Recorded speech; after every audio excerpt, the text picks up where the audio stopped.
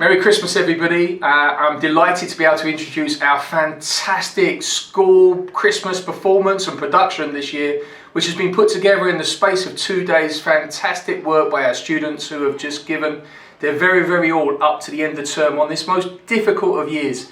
We've been dealing with COVID, we're dealing with all kinds of challenges, but at John Gray, better never stops, and our fantastic staff have managed to put this together for your entertainment and enjoyment.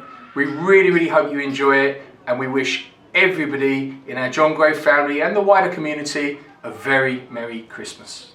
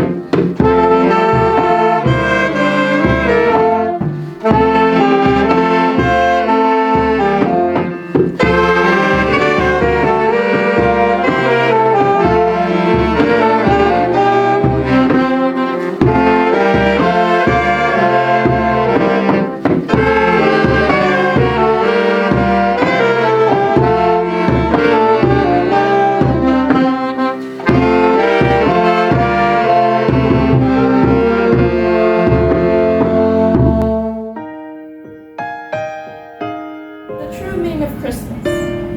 In today's day and time, it's easy to lose sight of the true meaning of Christmas and one special night. When we go shopping, we say, how much will it cost? When the true meaning of Christmas somehow becomes lost. And miss the tinsel and glitter and ribbons of gold, we forget about the child born on a night so cold. The children look for Santa in his big red sleigh, never thinking of the child whose bed was made of hay. In reality, when we look into the night sky, we don't see a sleigh, but a star, burning bright and high. A faithful reminder of that night so long ago, and of the child we call Jesus, whose love the world we know.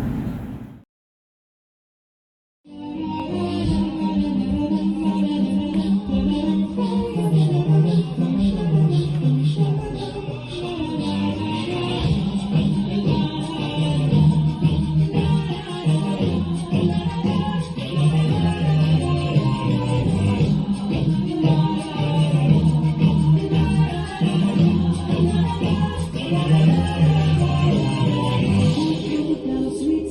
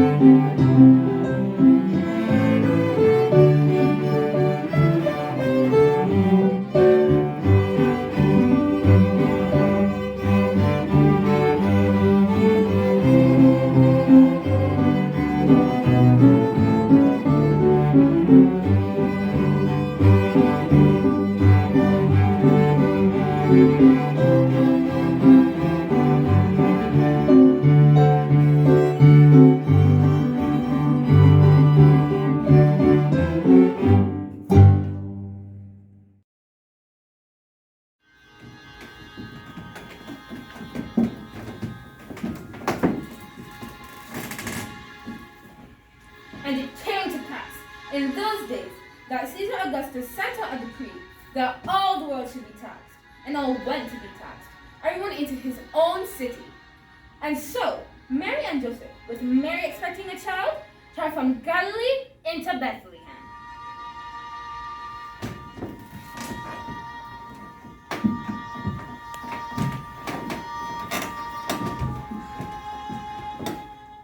With no room in the inn, she brought forth her firstborn son, wrapped him in swaddling cloth, and laid him in a manger.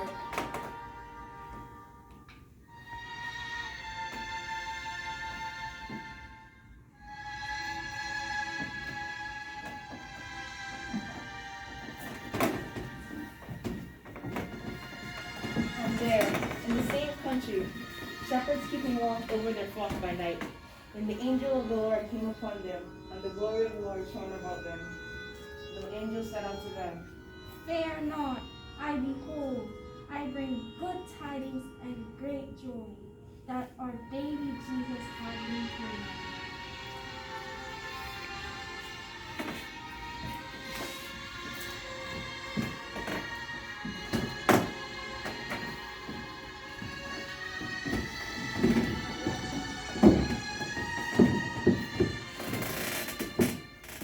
Now, when Jesus was born in Bethlehem of Judea, in the days of Herod the king, behold, there came wise men from the east of Jerusalem. They asked King Herod, saying, Where is he that is born King of the Jews? We've been following the star of the east.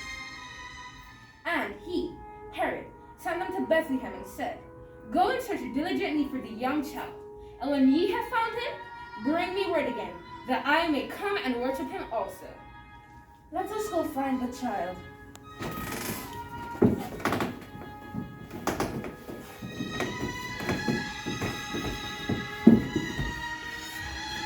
When they came into the inn, they saw the young child with Mary his mother, and fell down and worshipped him. And when they had opened their treasures, they presented unto him gifts, gold, frankincense, and myrrh.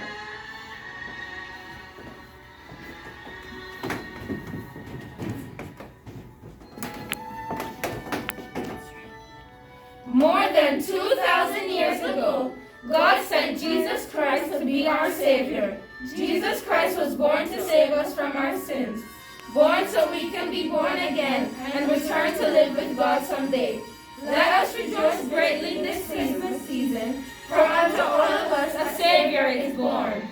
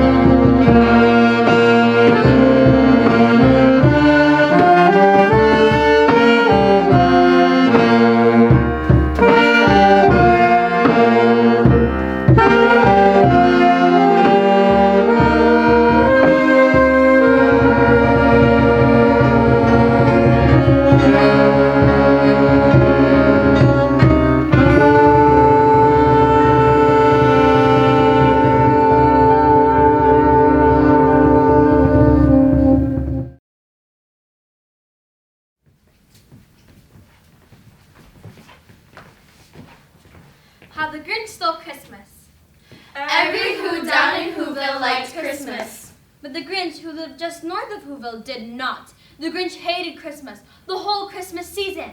Now, please don't ask why. No one quite knows the reason. It could be that his head wasn't screwed on quite right. It could be. Perhaps their shoes were too tight. But I think that the most likely reason of all, May have been that his heart was 2 sizes too small.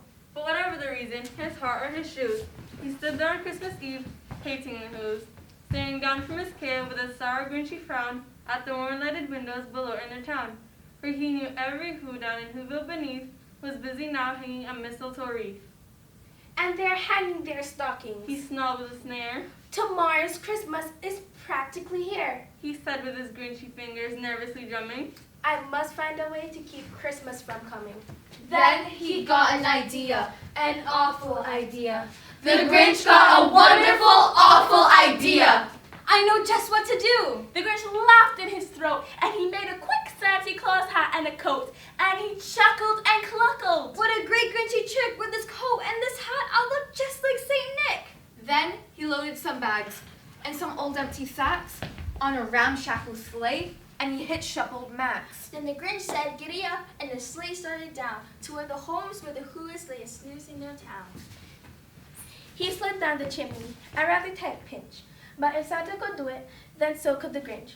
He got stuck only once, for a moment or two. Then he stuck his head out of the fireplace flue, where the little Who stockings all hang in a row. These stockings, he grinned, are the first things to go.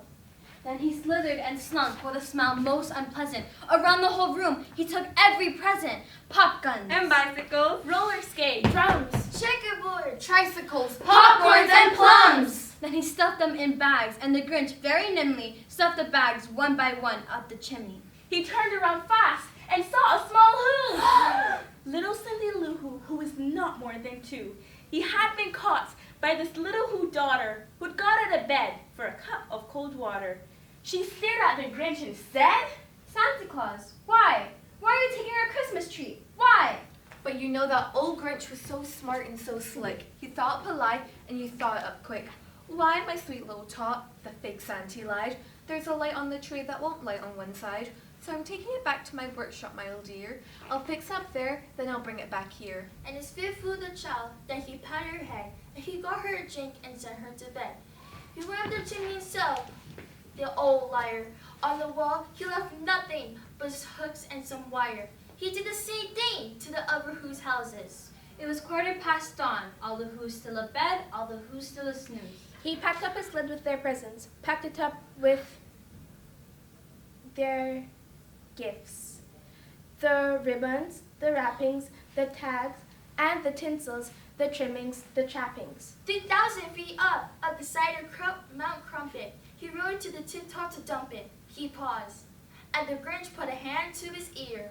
he did hear a sound rising over the snow. It started in low, then it started to grow. But the sound wasn't sad. Why? This sounded merry. But it was merry. Very. Every Who down in Whoville, the tall and the small, was singing without any presents at all. He hadn't stopped Christmas from coming. It came. Somehow or another, it came just the same. And the Grinch with his Grinch feet ice cold in the snow stood puzzling and puzzling. How could it be so? It came without ribbons. It came without tags. It came without packages, boxes, or bags. He puzzled 3 hours till his puzzle was sore. Then the Grinch thought of something he hadn't before. Maybe Christmas, he thought, doesn't come from a store. Maybe Christmas, perhaps, means a little bit more. Bye.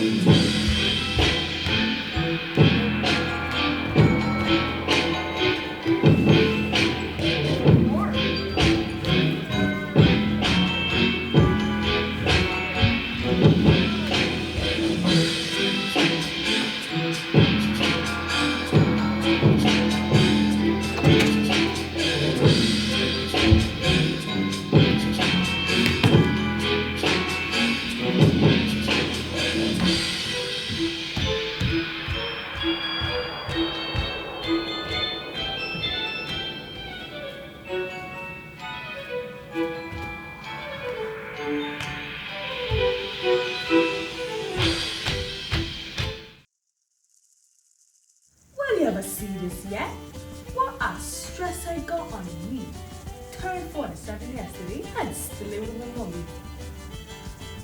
Well, with this Christmas right around the corner, I expecting food galore. So I suggest to mommy, she get up and go to the store.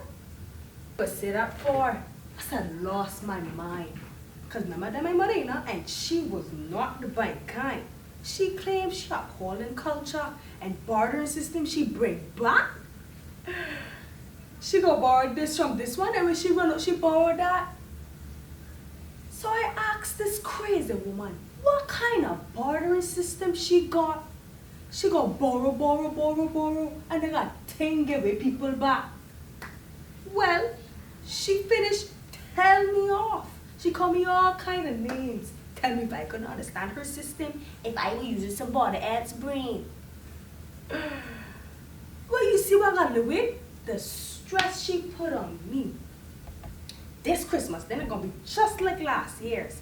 That is something I can clearly see. Last year Christmas dinner was set for Boxing Day. Mommy invited half a K man, all her friends, and cousin K. I noticed I never smelled no cooking, but I never paid that much mind at all. Everybody was laughing, talking, and having a ball. And Mommy come out to set it off the prayer. Everybody's in a thankful mood. She sit down with her knife and fork and said, baby, bring on the food. Well, I tell you, silence hit that place. Not a tree there left to flutter. I had a horrible feeling in my belly, just as Cousin Kate to start to splutter. You mean to say you bring us here and never bring no food too? God heaven with you here today, because I will murderish on you. God, what is this island coming to? My dear mama declared. Don't forget all our traditions and come to Boxing Day underprepared. Oh, it's Boxing Day. Don't forget that. The day for charity and care. So what left over from yesterday, I should have bring one on her hair. I mean to say, that was quite a day when poor broke out of mommy yard. So this Christmas, I ain't expecting nothing much from my friends. Just a little sympathy card. This Christmas, I not taking no chances on mama always. No, I going to Christmas dinner over at Cousin Kate.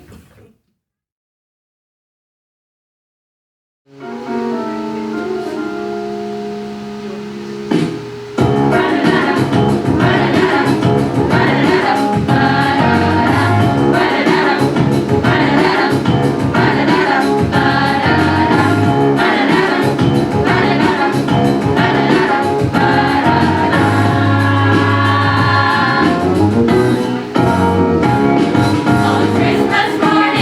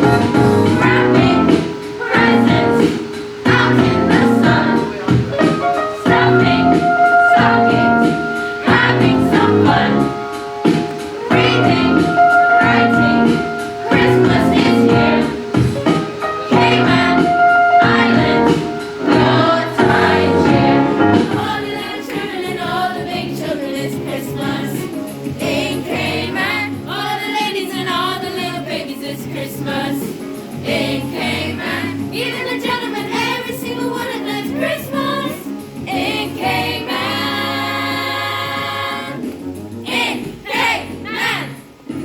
Everyone around the world, every boy and every girl, it's time to say have a merry, time to say Merry Christmas, time to say out loud.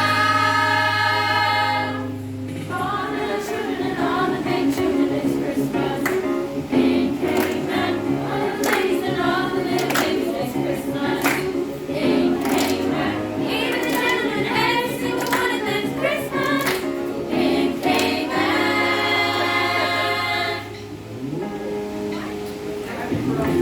In Cayman. All the little children and all the big children, it's Christmas in Cayman. All the ladies and all the little babies, it's Christmas in Cayman. Even the gentlemen, every single one of them's Christmas in Cayman.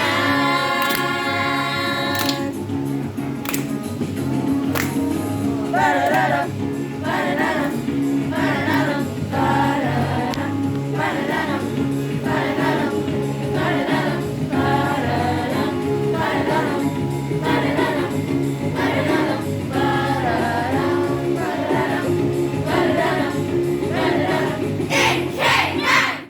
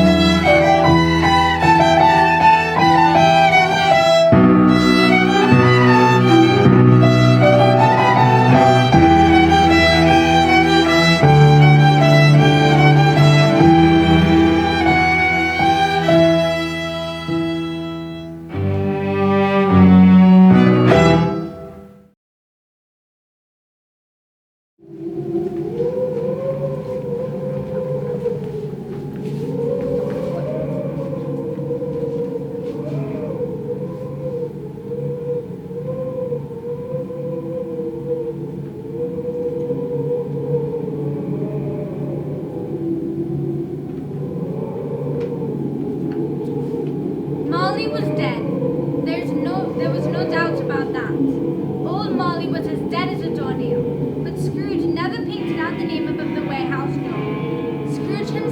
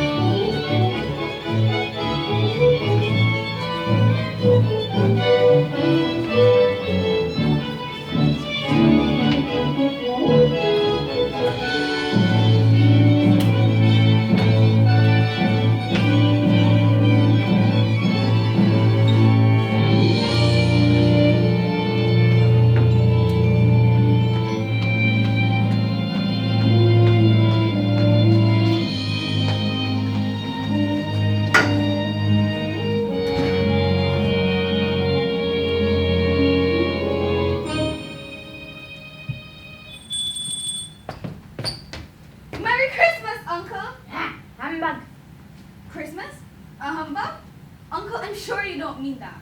I do. Out on Christmas, if I had my will, every idiot that goes about with Merry Christmas on his lips should be boiled with his own pudding. He should. Uncle! Nephew, keep Christmas in your own way and let me keep it in mine. Keep it, but you don't keep it. Fine. Let me leave it alone then. Much good will it ever do you. Much good has it ever done you. His nephew left the room without an angry word. But the clerk, in letting Scrooge's nephew out, let 2 other gentlemen in. At this festive season here, Mr. Scrooge, we would like to ask for any money that you have for the poor and destitute, who suffer greatly at this time. A few of us are making an endeavor to ask for any money for food and drink. And me them worth. What shall I put you down for? Nothing. Nothing? Gentlemen, I said nothing. Now good afternoon. Good afternoon. Humbug. You'll be wanting the day off tomorrow, I suppose. Yes, Mr. Scrooge. An excuse for picking a man's pocket every 25th of December. I'll duck your pig, but you better be here first thing early the next morning. Mr. Scrooge. Thank you. Good Merry afternoon. Christmas. Humbug. The hour of shutting up the counting house had arrived. Scrooge took his melancholy dinner in his usual melancholy tavern and went home to bed. Now, it is a fact that there was nothing at all particular about the knock on the door of this house, except that it was very large, and yet Scrooge, having his key in the lock of the door, saw in the knocker not a knocker, but Molly's face. Molly's face with a dismal light about it, like a bad lobster in a cellar. As Scrooge looked at this, it was the knocker again. He said, Humbug. And closed the door with a bang. the ghost sat down on the opposite side of the fireplace, as if he were quite used to it. You do not believe in me. I don't. Why do you doubt your senses? Because a little thing affects them. For example, food. You may be an undigested bit of beef, a blob of mustard, a string of cheese. There's more gravy than grave about you. Mercy, dreadful apparition. Why do spirits walk the earth? Why do they haunt me? It is required of every man that the spirit within him should walk among his fellow men. And if that spirit goes not far in life, it is condemned to do so after death. I cannot rest, I cannot stay, I cannot linger anywhere. My spirit never walked beyond our counting house. Mark me! In life, my spirit never roved beyond our money-changing hole. Scrooge was very much dismayed to hear the spectre going on at this rate, and began to quake exceedingly. I am here tonight to warn you that you have yet a chance and hope of escaping my fate. You will be haunted by 3 spirits. Expect the first tomorrow night when the bell tolls 1. Expect the second upon the next night at the same hour. And expect the third on the next night when the last stroke of 12 has ceased to vibrate. Look to see me no more. Scrooge tried to say humbug, but stopped at the first syllable. And being from the emotion he had undergone, or the fatigues of the day, or his glimpse of the invisible world, or the conversation of the ghost, or the lateness of the hour, he went straight to bed, without undressing, and fell asleep on the instant.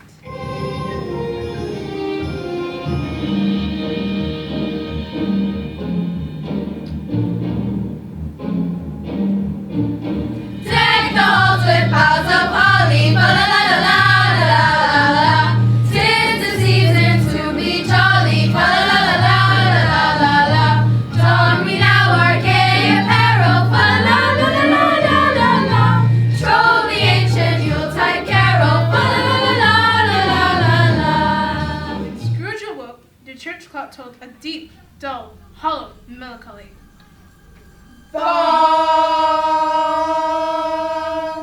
One.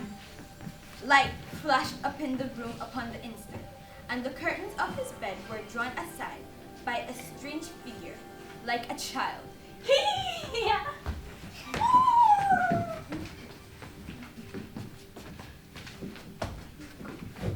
Are you the spirit, sir, whose coming was foretold to me? I am. Who and what are you? I am the ghost of Christmas past.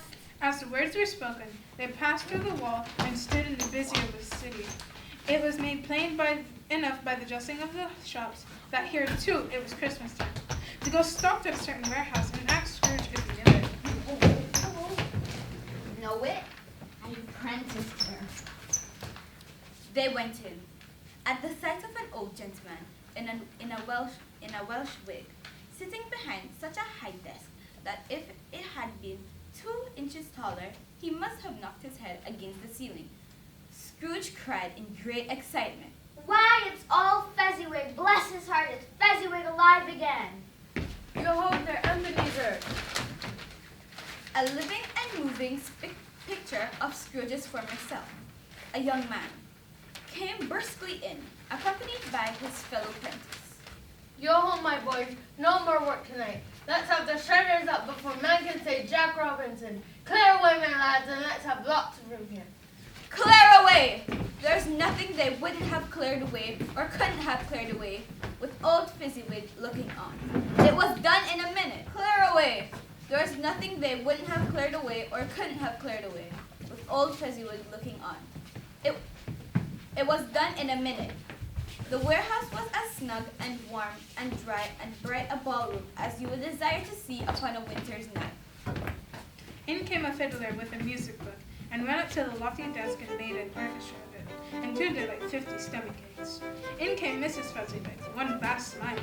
In came the 3 Miss Fezziwigs, beaming and lovable. In they all came, one after another, some shyly, some boldly, some gracefully, some awkwardly, some pushing, some pulling. In they all came, anyhow and everyhow. Away they all went, 20 couple at once, hands half round and back again the other way, down, up, down the middle and up again, round and round, all top couple always turning up in the wrong place. When the clock struck 11, this ball broke up. Mr. and Mrs. Fezziwig, shaking hands with every person as he or she went out, wished him or her a Merry Christmas.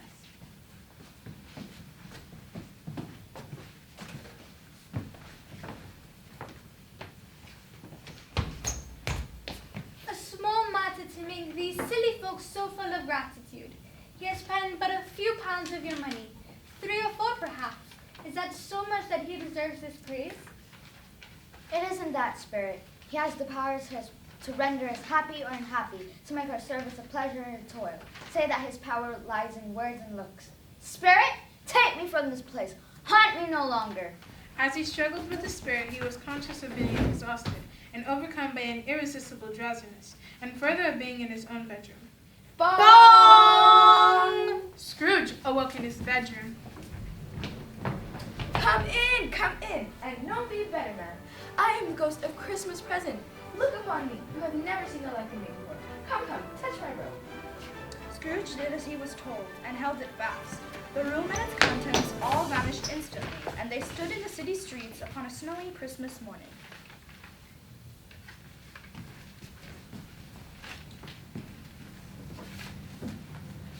And what about your precious father then, and your brother Tiny Tim? No, there's Father coming. In came Bob, the father, his threadbare clothes donned and brushed up to look seasonable, and Tiny Tim upon his shoulder. Alas, for Tiny Tim, he bore a little crutch, and had his limbs supported by an iron frame. How about Tiny Tim? Well, he behaved as good as gold. Heck, even better. You know, today, sometimes he thought to himself, he wondered if the people at the church saw him right there. Because that day, he was crippled, and that he would need all the blessings from the people in that church. He did very wonderful in behavior. Miss Cratchit prepared dinner as best she could.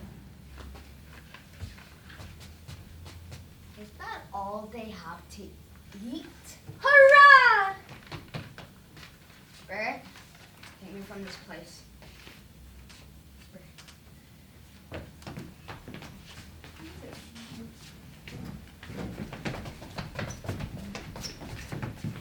The last stroke ceased to vibrate. He remembered the prediction of old Jacob Marley, and, lifting up his eyes, beheld a solemn phantom, draped and hooded, coming like a mist along the ground towards him. Spirit of the future, I fear you more than any specter I have seen. Will you not speak to me? It gave him no reply. The hand was pointed straight before them. Lead on, Spirit. The night is waning fast, and it is precious time to me. I know. Lead on. They scarcely seemed to enter the city, for the city rather seemed to spring up about them. But there they were in the heart of it amongst the merchants. The spirit stopped beside one little knot of businessmen. Observing that the hand was pointed to them, Scrooge advanced to listen to their talk. I don't know much about it. I only know he's dead. When did he die? Last night, I believe. What has he done with his money? I don't know, but company perhaps? All I know is that he haven't given it to me. Spirit, take me to the Cratchits. The candlelight hurts my eyes. It makes them weak. I should make Bob's tea. She hurried out to meet him, and Bob came in. His tea was ready for him, and they all tried on who should help him to it the most. Then the two young Cratchits got up on his knees and laid, each child a cheek against his face, as if they said, "Don't mind it, father, don't be grieved." Bob was very cheerful with them, and spoke pleasantly to all the family. He looked at the work upon the table, and praised Miss Cratchit and the girls. I had no idea they were this poor. Take me away. Take me away. The spirit stood among the graves and pointed down to one. Scrooge crept towards it, trembling as he went, and following the finger, read upon the stone, the neglected grave, his own name, Ebenezer Scrooge. Oh, no. Spirit, is that my name? Oh, no. Spirit, please hear me out. I'm not the man I was. I'm not the man I must have been. Please tell me I may sponge away the writing on the stone. Take me back. Take me back. Take me back, Spirit. Take me back.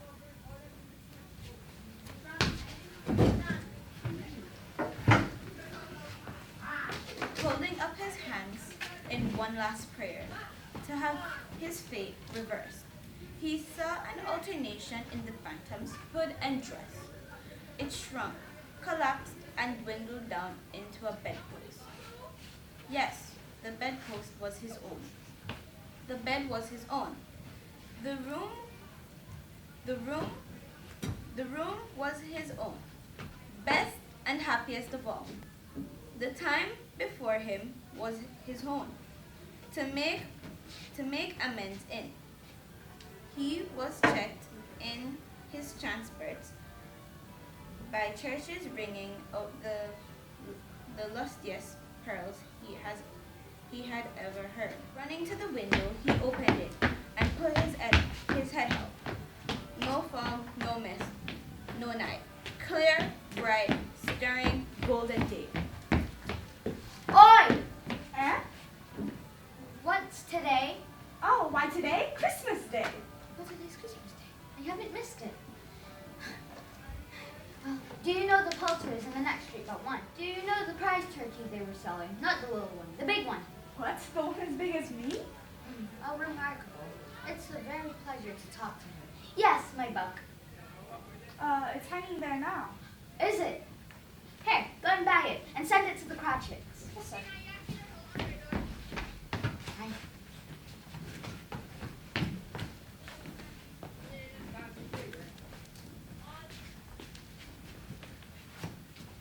Scrooge dressed himself all in his best, and at last got into the streets. The people were by the time pouring forth, as he had seen them with the ghost of Christmas present. And walking with his hands behind him, Scrooge regarded every one with a delightful smile. He looked so irresistibly pleasant. In a word, the 3 or 4 good-humored fellows said, Good afternoon. Merry Christmas. Merry Christmas, Mr. Scrooge.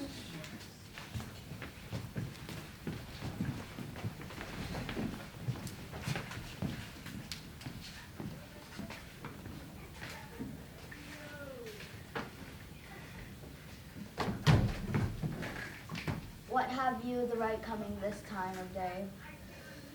I'm sorry, Mr. Scrooge, for being late. Well, you are late. Listen, I'm not going to stand for this thing I'm not going to stand for this sort of thing any longer. I'll help you or your struggling family. I'll raise your salary. Really, Mr. Scrooge? Thank you, Mr. Scrooge. This will help my family a lot. Thank you. Yes. Have a Merry Christmas. God bless us, everyone!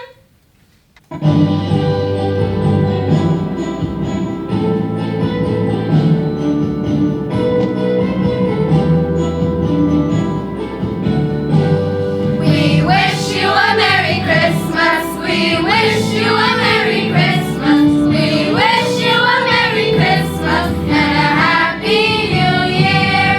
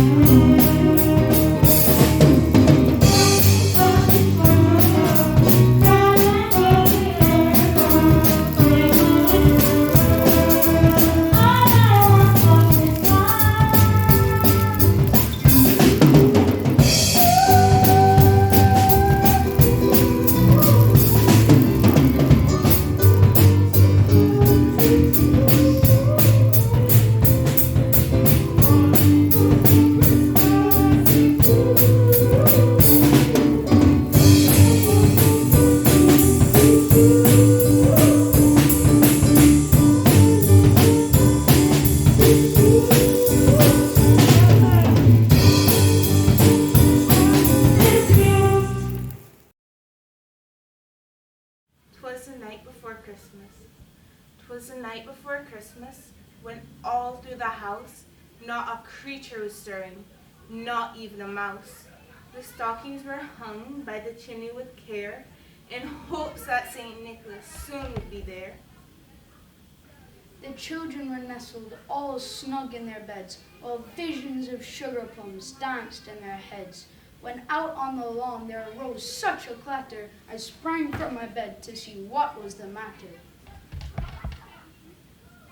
When, what to my wondering eyes should appear, but a miniature sleigh and 8 tiny reindeer, with a little old driver, so lively and quick, I knew in a moment it must be St. Nick.